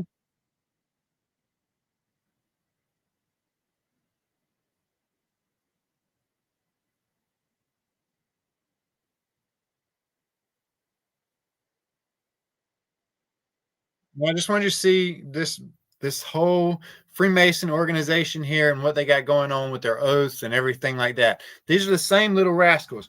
But if you watch the little rascals, you'll know you never see these kids' parents in any of the little rascals. In the new age little rascals or the old little rascals, you never see the little rascals' parents. You'll see Froggy living in a trash can, eating trash out of a trash can. No, that was I believe that was actually eating out of the trash can. Froggy here, which is crazy because this dude looks like a frog to me when I was a little kid. I thought he looked like a frog, like a reptilian. Well, he plays with reptiles and he's got a frog and a reptile, a little lizard thing that he shows later as well. You also see a lot of cross dressing. In this one, you see Alfalfa and Spanky both dress up as ballerinas and go in their ballerina pink outfits and do their cross dressing. You see the cross dressing also in the episode I was just showing you. In this one, they have a cross dressing episode part where, let me see if I can show you that real quick. It was crazy. They had this little girl and the boy swap clothes right on the orphan train. Yes. So this boy's wearing her clothes. Let me see. He's wearing the little girl's clothes right here, the dress, everything. And then the daughter has on his clothes. Crazy. And then she grabs the wrong one. Nothing but confusion. Crazy mess happening there. Um, but yeah, let's move on a little further though, because I don't want to lose you guys. But I did want to point out the orphan trains and why that stuff was actually very, very important in understanding, okay, why that America had to be repopulated, why the movement of all the Caucasian train was brought in, and why the movement of the slavery train from Africa was brought in, okay, why this needed to take place. Okay. Mason Children's Hospital. Okay. Yes, we'll get to that. Mason's Children's Hospitals and the Shriners Hospitals. Okay. Why are they established? Well, you got to understand the orphan train situation. It didn't stop. What it did was change its locations from above ground to underground. Don't you know there are tunnels from New York City to Vegas to California to North Carolina to LA? I mean, all over the place. You can go tunnels underneath the ground. Do you know in most buildings in New York, there are also channels in walls where they can go and snatch your kid, go down a wall, shoot it right on across to California. Same thing's happening. Okay. They're also bringing, you think drugs are the only thing they're bringing in from overseas? No, they're still bringing in people. Okay. The Cabbage Patch System thing is real. Matter of fact, do you know what it's called? It's called Clonade. This is where the next topic comes from. Okay. If you want to talk about anything about Cabbage Patch Kids, the main thing you should be looking at is Clonade. What is Clonade?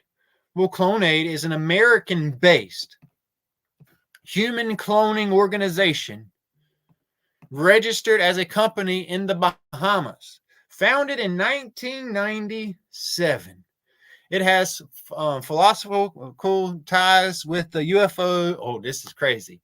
UFO religion, Rialism. This is crazy stuff we're going to look at over here with Rialism. But just wait, let me go a little bit further, okay? Which sees cloning as the first step in achieving immortality. This has to be fake. Is this sci-fi? No, this is real, okay? You read it right. Clonade is an American-based organization, American-based human cloning organization right there in the Bahamas. On December 27, 2002, which is important, Clonade's chief executive claimed that they had a baby clone, and guess what they named it? Eve. Their first child that they named who was cloned was Eve. Strange. Strange on this timing, too.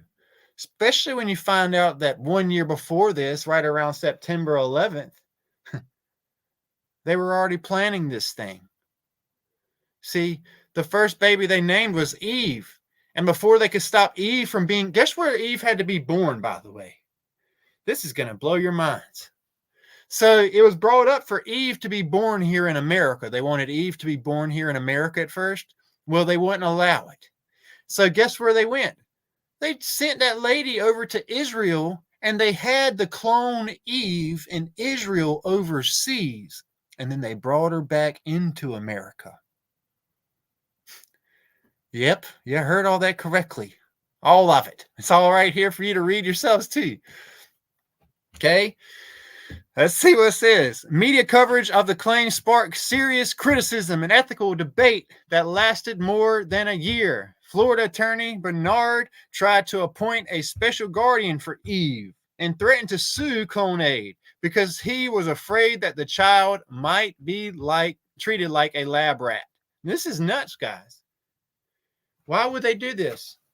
Why are they trying to clone kids and repopulate with kids? Why was Eve the first, but they had 5 more literally the next week? Why? And why was it right after September 11th, 2001? Well, that's because of this. Let's look at what this, now this may be disturbing for some of you guys. Hey, you guys ever seen this symbol here? It looks a lot like the Star of David. It's not the Star of David, okay? This is way more than this. This is a swastika and the synagogue of Satan. This is the Star of Ephraim mixed with the swastika, okay? Together is what this is. And this is called Raalism, like Israelism, okay? Israeli. Israel is the modern day term for Isis, Ra, and Elohim. And Elohim meaning gods, lowercase gods. Okay. Baal worship. Okay. Now, you got to understand why the English language, Israel, and the physical temple and the physical nation were created. You need to look up what this is, this movement. This is going to bring everything we talked about together. But before I started, I want to set out some warnings, okay? This Raalism that we're about to look into right now is intense, okay? I try to tell everybody, Satan has came up with a way to make an anti-version of every single thing in the Bible. I call it a perversion. Okay. God makes the pre-versions, the regular versions, and Satan makes the perversions, the after versions, the mix-up versions. Okay. That trick you and deceive you. Okay. But yeah, check this out. Right. Let's see, where am I? Rawism. Okay, yeah. Sorry, I got so many tabs. This Rawism right up here, this movement is all about Cabbage Patch movements, these movement of bringing in a population of new breeds and cloning people and putting spirits in bodies and repopulation and things of that sort. Okay. This movement here is all about America becoming the new world and some other stuff. Let's read into this a little bit before I lose some of you. Okay. Okay. Raalism, also known as Raelianism, okay? It's meant to sound like aliens. I'm telling you. Aliens, okay, are fallen angels. Ra is Satan. Satan's fallen that fell with him, they're called Raelians. Instead of aliens, they're Raelians. Raelians. Ra's false gods. Aliens invasion the land. Ra-el-ians. Raelians, okay? That's your term you should be using instead of aliens. These are Satan's minions, okay? It's a UFO religion founded in 1970s by Claude Vorlhan, now known as Rael. Okay, this is nuts. This group formalized as the International Rael Movement, or this church, the hierarchical. This is a crazy. Just let me get down here. Okay, Raelism. I'm just going to say Raelism. Yeah, Raelism teaches that extraterrestrial species known as the Elohim created humanity using their advanced technology. An atheistic religion, it holds that the Elohim have historically been mistaken for gods. Okay? It's crazy. It claims that throughout history, the Elohim have created 4 Elohim human hybrids who have served as prophets now you get ready for this, preparing humanity for news about their origins. Among them are the Buddha. Now you got to understand why this word Jesus is in here, and Muhammad. With Rael himself, the 40th and final prophet, Raelists believe that since the atomic bombing of Hiroshima, this is where I wanted to get at.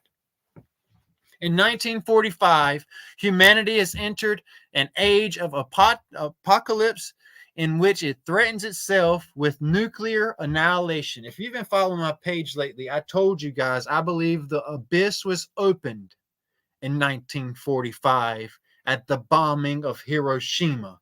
And I believe in the bombing of Hiroshima was the first time the abyss was open, and the first time a great beast in the sea came up on land, okay, was mistaken as Godzilla in Japan and Hiroshima, okay. And I believe that's when the nuke went off, okay, and they bombed the mess out of that thing, okay, surrounded it and bombed it. You can see the bombing charts. I've been covering some crazy, and some of those people are going to probably drop off this video after hearing this, but I've done nothing but months of covering for that whole topic there. I believe that was the first time the abyss was open, and it truly was the start of the apocalypse. This is why after the Hiroshima bombing, they came together as the United Nations. And they also said that they would start up NASA's space race, which was them being able to launch rockets into the Bermuda Triangle, into the Pacific Ocean, and into the Indian Ocean every day if they wanted to, which is right now why every day we are launching 3 rockets every single day into the ocean. Every day. There's not just 2 or 3 NASA space agencies in the world. There are hundreds. There are so many rocket launch stations all across the whole face of the earth, not just America. And every day we're launching 2 to 3 $54 to $65 million missile rockets into the ocean. Started the apocalypse in 1945 with the first bombing of Hiroshima and the United Nations and the Antarctica ice wall and everything else that was discovered and done at this point. Okay. It's important. There's so much evidence of this reset and this movement here. Like I said, Raalism is the worship of Satan. This is literally Ra worship. Raalism, like Christianity, this is Raalism. This is Satan worship. Okay, synagogue of Satan. Like I said, this is the master race of the serpent. Blonde hair, blue eyes. Okay, master race of the serpent here, mixed in with the synagogue of Satan, the perversion. Okay, as above, so below. All of that taking place in there. Okay, it's crazy. Okay, now, like I said, there is so much behind this whole Raalism thing, but I want you to get down here a little further. Okay. In 1997, this is where I'm at here. Actually, let's go a little bit further. No way. I didn't even see that. Oh, yes. All right. So I don't know how long some of you guys have been on my page. Let's see a banana sandwich down there. I don't know how long some of you guys have been on my page, but I do know this. I have covered some things that started this page up a couple of months ago where I told you guys that I believe the Tower of Babel's true location was in Quebec, Canada, where that 33-mile wide and circumference circle is perfectly formed on Google Maps in Quebec. Okay, I did a whole decode on it and did every single proof with the Bible lined up right beside it and with all these charts and maps and everything to prove it. Talk about Quebec. Well, check out what this says. This Raalism established its first headquarters in Quebec, which is crazy. I didn't even notice until right now. Okay, attracting more followers, the group obtained a country estate in France before relocating its operations to Quebec. In 1998, Rael established the Order of the Angels. This is crazy. The Order of Angels, an eternal all-female group whose members are largely sequestered from wider society and tasked with training themselves to become the Elohim's consorts.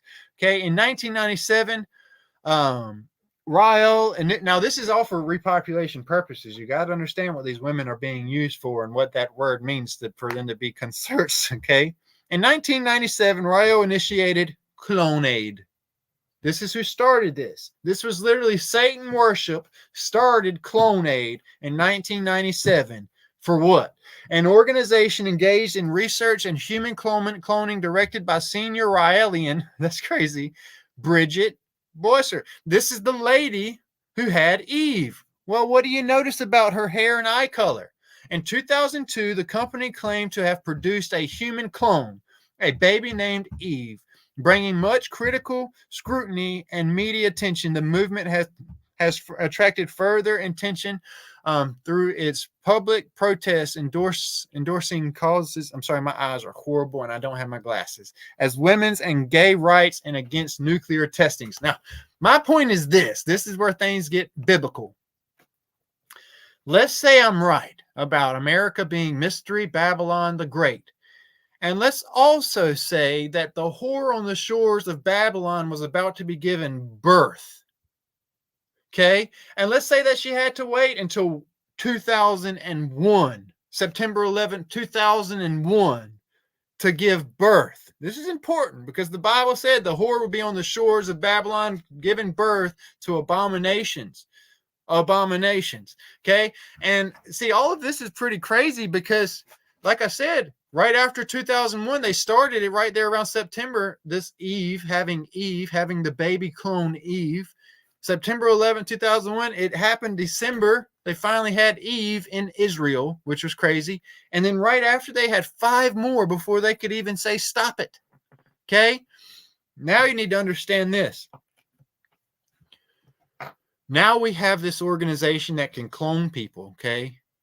Now, it's not in Quebec anymore. You'll never guess where they moved it to. Las Vegas is now the clonade, which is Sin City, by the way, which is what I believe was Sodom and Gomorrah of the Bible, okay? Is where Clonade's headquarters is now, which is crazy, okay?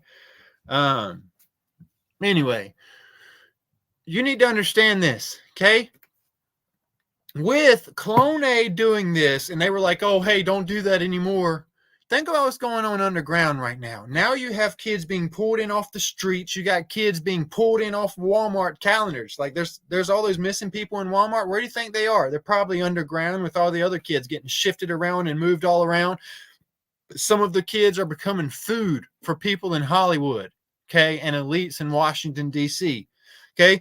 Some of them are still becoming sex slaves. Some of them are becoming still slave workers. Some of them are sitting in school facilities underneath the ground, and all they know is what they're taught there. Like they think it's normal. You got to understand, that's real.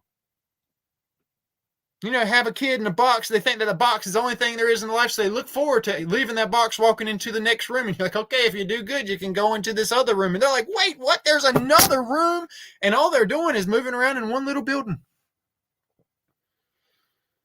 Millions of babies. MK Ultra was established for the orphan trains. MK Ultra was how Hollywood used these little kids. You think those little kids got talent like that on their own? Nope.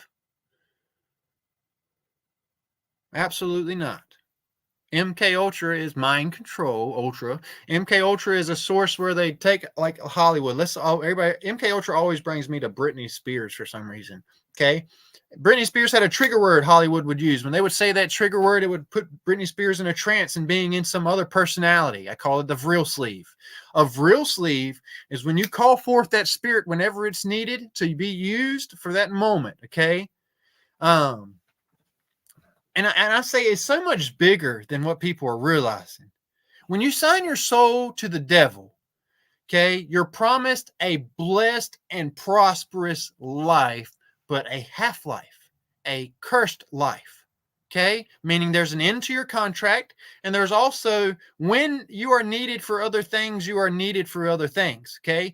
This is where this comes from. And two, when Hollywood needs Adam Sandler to act like Adam Sandler, they put Adam Sandler in that mindset. They go from activating Adam Sandler's eye to activating that vril eye, okay, that we've covered many times, okay? The demon will take over. And remember, the demons can make themselves appear as also angels of light, sound real good, do whatever they want to do for the camera. And then they get off screen and you wonder why they look like crazy old, like they look so weird off camera, but they get on camera and they look amazing, okay? Well, that's all MK Ultra that's still happening, but it started with early Hollywood. When you sell your soul to the devil, you're giving your life, half of your life to Satan to be used as his. Okay, it's crazy. But yeah, it's real. Okay, and this rawism over here, this Satanism, the synagogue of Satanism, is trying to start this booming of cloning. Okay. Which is crazy. We're at that point.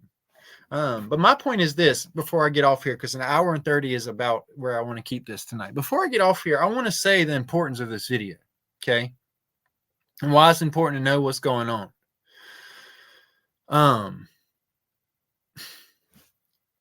In order to understand the why the orphan trains took place, you have to say, why was America not populated to begin with? Why was there a need to be repopulated with African American slaves, with this Caucasian train movement slave period, of these Cabbage Patch babies being brought in and forced in by the millions? Why? And that always comes back to the Great Reset that took place, okay? You got to understand, all of this points to something that so many people don't want to accept in this world, okay? And that's the Word of God. Need to understand this always comes back to Scripture. Always. And this is why Revelation chapter 20 is what I believe is the most important thing right now to be reading, okay? As far as like understanding where we're at, okay? 1,000 years right here, okay? Now, this, like I said, is what I was talking about, happened with Christ. Okay, the key to a miss and holding the chain. This is what I was telling you about before. Okay, and I saw an angel coming down out of heaven. This was Michael, the angel coming down with the key and the chain to lock up Satan. Okay, saw an angel coming down out of heaven, having the key to the abyss and holding in his hand a great chain. He seized the dragon, that ancient serpent, who is the devil or Satan, and bound him for 1,000 years. Only 1,000 years. He didn't say he bounded him for the rest of his life. He didn't say he bounded Satan forever. He said he bound him for only 1,000 years. He threw him into the abyss and he locked and sealed it over him to keep him from deceiving the nations anymore until the 1,000 years were ended. Now you got to understand, this 1,000 years must come to an end. The 1,000-year reign of Christ does come to an end. This is not his forever reign. This is Christ's 1,000 heavenly year reign. Christ said this word for word. He said, "My kingdom is not of this world. I did not come to build an earthly kingdom, but a heavenly one, a spiritual one. My kingdom is not of this world." That's the 1,000-year reign kingdom. He said it right to Rome, right to their faces. I didn't come here to build no kingdom here. My kingdom's not of this world. It's important to understand that. Okay? And it's only going to be 1,000 years. 1,000-year reign. See, this one here is the 1,000-year reign of Christ. When the dead saints came up from their grave, watch this, what I'm talking about. Remember, John the Baptist, he lost his head from holding true to his testimony. You got all the saints of old that held true to their testimonies too, and they didn't take part in the beast system. Instead, they took part in what God called them out of. See, that's the whole point of Elijah and the prophet of Baal. He didn't take part in the beast systems. None of them did. This all has to happen again now too. You have to understand that. Just as it was in the days of Noah, so shall it be in the coming of the Son of Man. He doesn't just come once. He came once as a lamb. He comes again as a lion. There's a first resurrection where he resurrected and the saints resurrected. But then there's the final resurrection where it says some will be given life and some will be given damnation. And it says some will not be given life until after the 1,000-year reign. All word for word. I saw thrones on which were seated those who had been given authority to judge. And I saw the souls of those who had been beheaded because of their testimony about Jesus and because of the word of God. They had not worshipped the beast or its image or received its mark on their foreheads or their hands. They came to life and reigned with Christ for 1,000 years. Well, it said that right there in Matthew chapter 27, that those saints came to life and they reigned. Christ reigned also. That's why we call him king. And he was sitting at the right hand of God with all authority as king. The rest of the dead, this is important, did not come to life until the 1,000 years were ended. This was the first resurrection. Okay, that was the first resurrection of Christ and the saints. Blessed and holy are those who share in the first resurrection. Second death has no power over them, but they will be priests of God and of Christ and will reign with him for what? For 1,000 years. Not forever here. Okay? Not forever here. This is not forever. This one's just 1,000 years. Because guess what?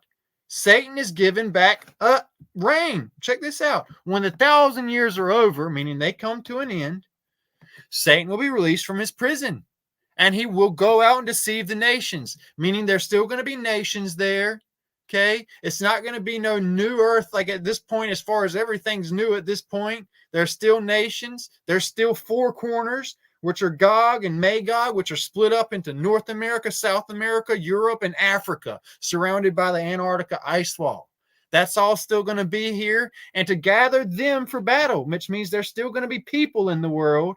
And the number they are like the sand of the seashore. They marched across the breadth of the earth and surrounded the camp of God's people. What this means is right here, Satan's going to be released from his prison.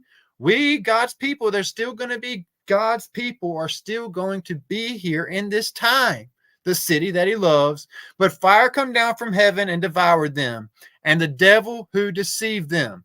Now, you need to understand this. But fire came down from heaven and devoured them, and the devil who deceived them.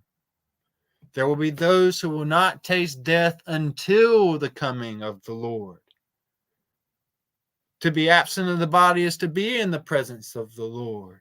He saves you from second death. He doesn't save you from first death. Do you not understand that? He saves you from the lake of fire, second death, and final judgment. He does not save you from tribulation. He says word for word, okay, that there will be the elect living in the days of tribulation. It also says here that there's going to be a camp of God's people, and they're going to be surrounded by Satan here on the earth. And the devil, here we go, but fire came down from heaven and devoured him, and the devil who deceived them was thrown into the lake of burning sulfur, where the beast and the false prophet have been thrown also. They will be tormented day and night forever and ever. Now we're talking somewhere. Now, after Satan in this short season right here, now we're at the final judgment and the forever reign of Christ. Okay, did y'all see where how that worked out there? It's really, really simple. Okay, it's simple. A lot of people don't even like looking at this because they're like, but I don't get to take part in the feast of the 1,000. Look, those saints that died before Christ, they all died, except for Enoch and Elijah. And lo and behold, they have to get sitting back as the two witnesses. Okay? It's important to understand all of that. Okay? Everybody had to die. Every one of the disciples had to die. John died standing and looking upon the sands of the seas and saying, a great beast rise up. Okay? They all died. Death is something that just has to happen. But second death has no sting. Okay? Instead, you should look at it like this. Man, how awesome to be the elect, living in the days of the end. How awesome to be a chosen people, living in the days of the end. Instead, everybody's like, oh, but I don't get to do this. Well, you get that part of heaven as well. Okay? I really want you guys to understand this because I've watched so many just slip away. His word is very clear. Zero twisting needed in any of this. Okay? And I want you to know there's going to be a final battle too for those of you that got thrown off with the Leviathan topic the other day. I'm going to get right back to the Leviathan topic because that's a big one I'm going to jump back into now that I'm on YouTube now. Leviathan is very important because it talks about the final battle between God when he comes back and Leviathan at the very end. That big old Leviathan is finally going to get the smackdown put on him. It's going to be the last thing to take place is God is going to have this great battle with this beast from the sea. It's all right there in Job and Isaiah. Okay? It's going to happen. It says the stars and all that are going to stop putting off their light and this and that. The beast is going to come out of the sea. God's going to come and he's going to whoosh. And literally, it says we're going to be eating Leviathan. That's a whole nother topic there. But you ain't going to be hearing about that in your churches. They don't want you knowing about this stuff. Okay? This is why I want to tell you about it. I don't tell you this stuff so you'll be scared and fearful. I'll tell you this stuff so you can prepare. Okay? It's real. But anyway, I think I have said all I wanted to say tonight. I'm so excited to see this live setup working. I am cross-platform posting. This has been amazing. For those of you that don't know, I am on YouTube right now. This is the first time I've posted live on YouTube. I'll be sharing that on the page so you guys can go up there and help me get my views up a little bit there. I'm just pumped up. It's been a very, very, very fun ride with you guys tonight. I want to see kind of what you guys have to say here also. Real quick. Whoa. Let me just go back a little bit. Saw a number of 400,000 a year ago missing. Oh, yeah. Talking about kids missing. Absolutely. So sad. Absolutely.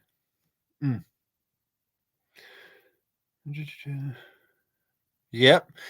Look, this is an important question Frankie asks here, okay? How many of those children were made transvestites? That's their war with God. That's absolutely very, very important, okay? Check this out. Most of you guys don't even know that 90%, probably more, of Hollywood and your presidents are inverts. Do you know that? I need you guys to start paying attention to certain things. Start looking for these old bad boys. Adam's apples. You see that thing? Boys have those. Men have those. If you start seeing those on people like Megan Fox, I would start questioning things. If you start seeing those things on Michael Obama, I would start questioning those things. If you start, I'm not even going to get into Donald Trump's husband. Okay. I have a whole thing ready to share with you guys on him. Okay. But I need you guys to really think hard about what you're looking at and start observing what's going on with the invertedness in Hollywood and everywhere else. Okay. He's or she's and she's are he's, because it's the whole point of Satan. He makes an anti-version, a perversion of everything. And it's why transgenderism and transsexualism is all taking place today in America, the land of the feather serpent. It's a great question statement there, Frankie. And yes, a lot of it's for blood sacrifice. Most of the children right now are used in Hollywood and sold for a very high price, known for adrenochrome. I probably shouldn't have said that on YouTube. That's going to get me restricted. But anyway, and that word, okay, is a very important word to look into as well. Okay. Yes, Charles Manson has released a lot, not just on MK Ultra, but he's actually whistleblowing on a lot of things. I've been picking up here lately. Yes, absolutely. The kids, man, they came from horrible backgrounds. The demons, when called, is like a drug you get.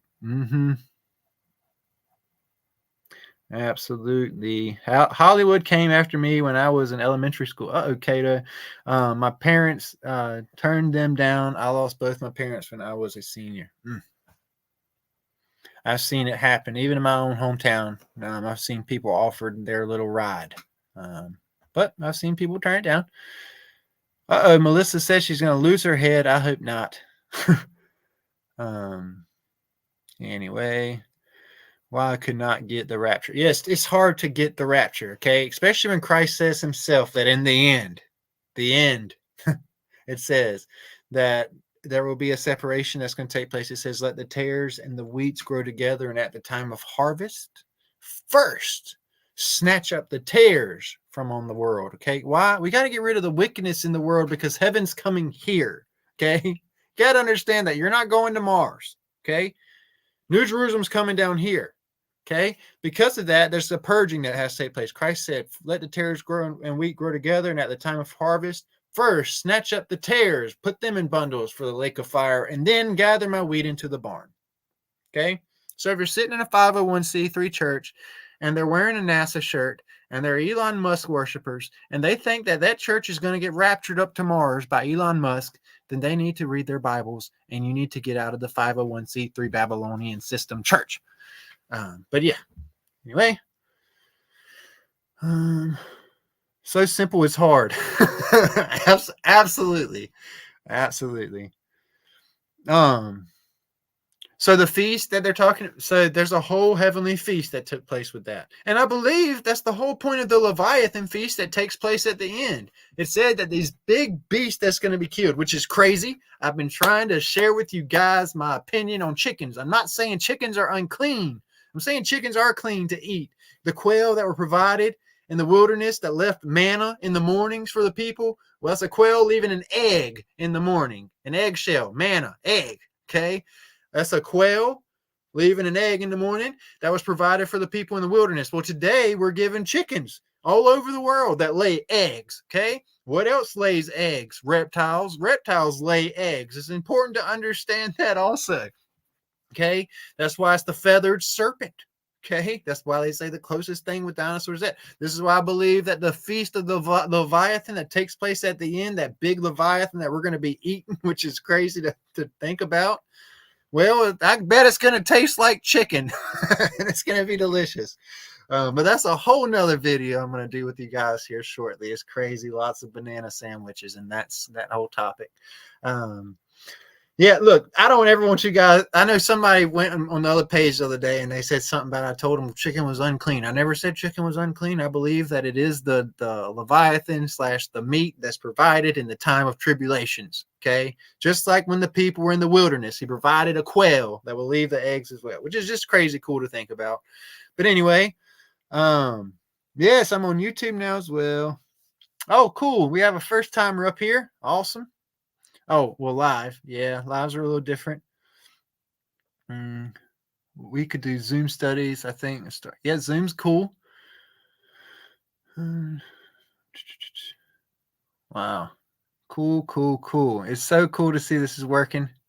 I'm going to do a Rumble too, Rumble also, but it said with Rumble, I set it all up yesterday, but with Rumble, it said that I had to give it 24 hours before they could do my first live.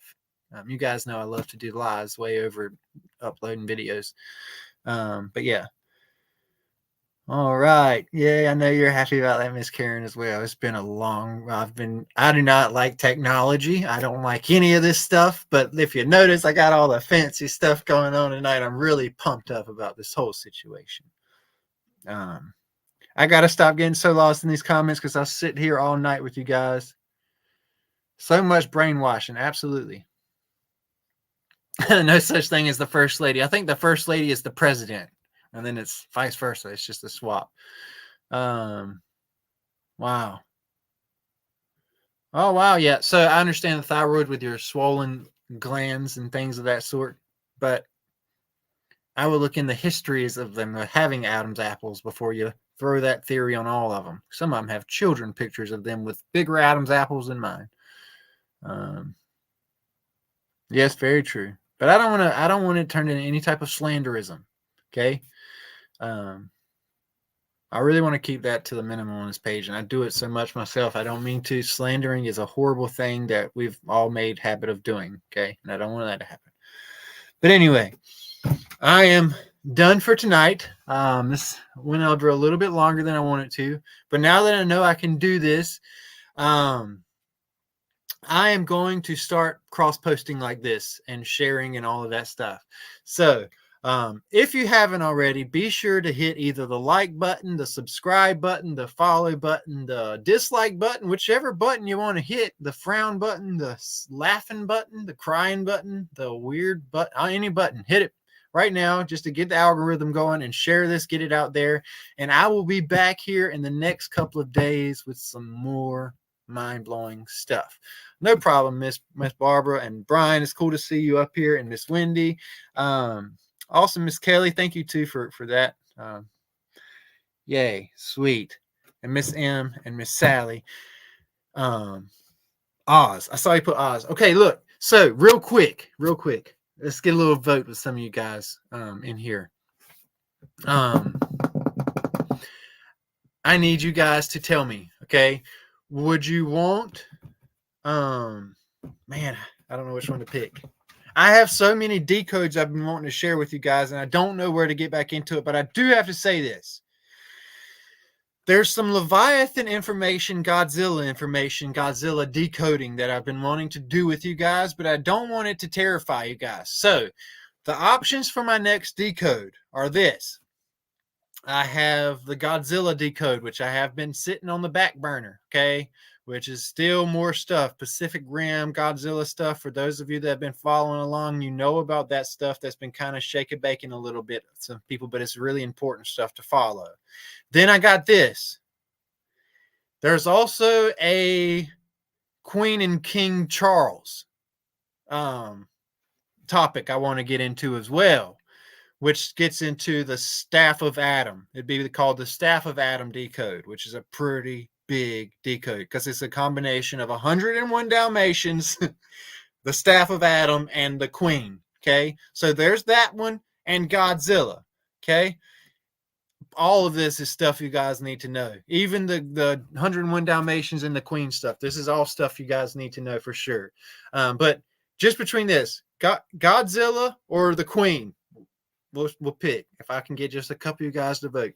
Because I just want to know where y'all stand on some of the Godzilla stuff, because I think it scared some people away from my page, and I don't want it to be scary. It's not scary. Somebody said both.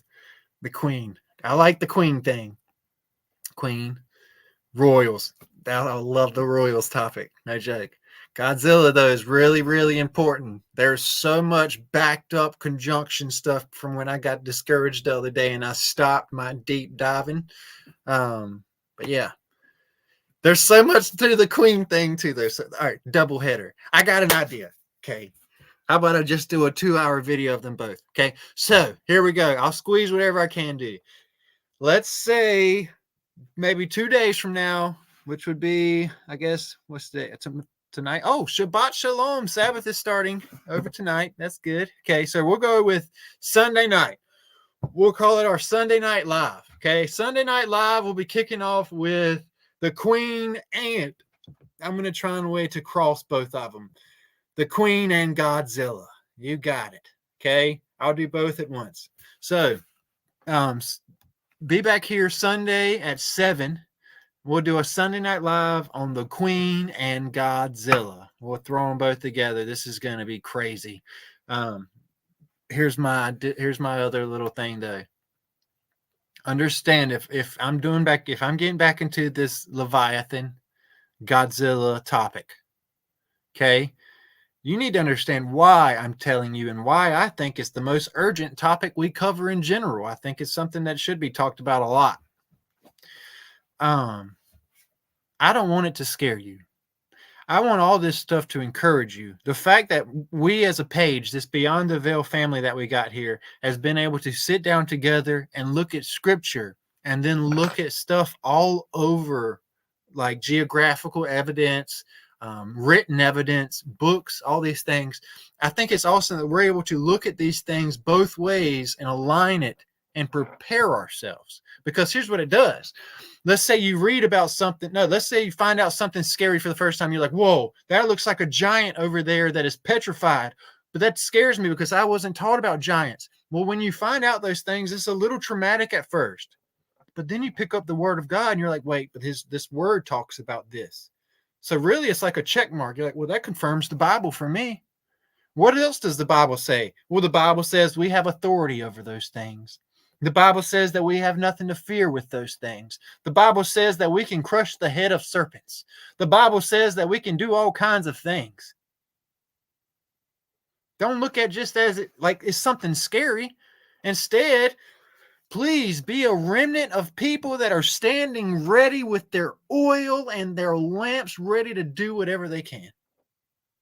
Okay? This is so important. Be prepared.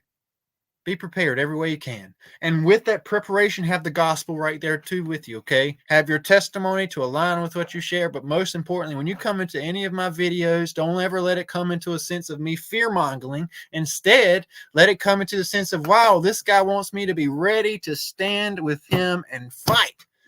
Okay? I'm ready. I'm prepared. I know what the word says is coming. Okay? I know what I should be looking for.